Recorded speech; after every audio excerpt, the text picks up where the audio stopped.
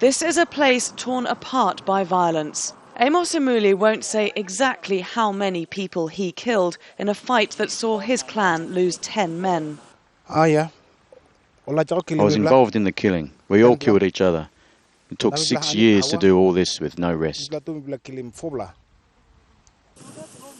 Tribal conflict is deeply rooted in this culture, and the weapons used are now much more deadly.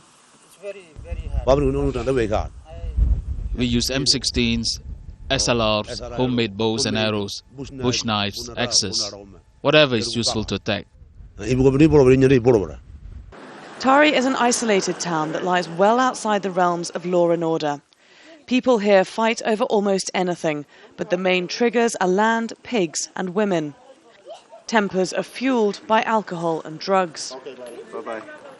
Bush knives are officially banned in the town of Tari, but large numbers of men and boys carry them quite openly as a means of self-protection.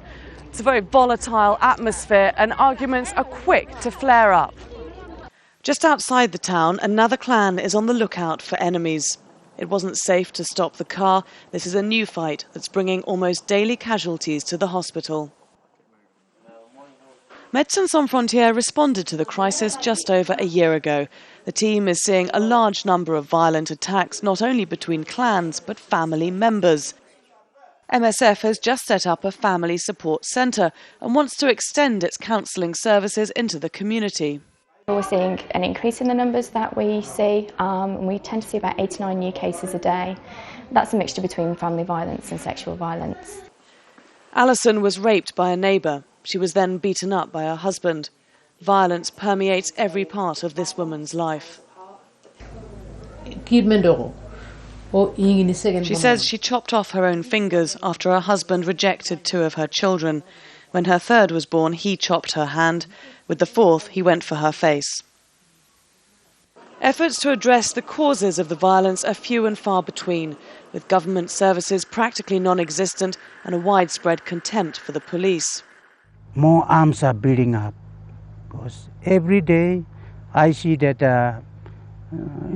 local boys are making their homemade guns and getting high-powered guns, buying guns in.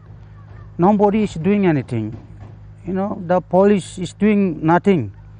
The government is doing nothing. Moses KIRU is one widely respected peacemaker who is at the forefront of ending the fight between AMOS and his enemies. But resentments linger long and hard, and on the other side of the valley, AMOS's rivals cannot commit to the fight being over. We want peace, but when our kids hear our stories about this conflict, they might start it up again. A grim prospect for a new generation who will quickly come to accept that here, violence is simply a way of life. Laura Kyle, Al Jazeera, Tari, Papua New Guinea.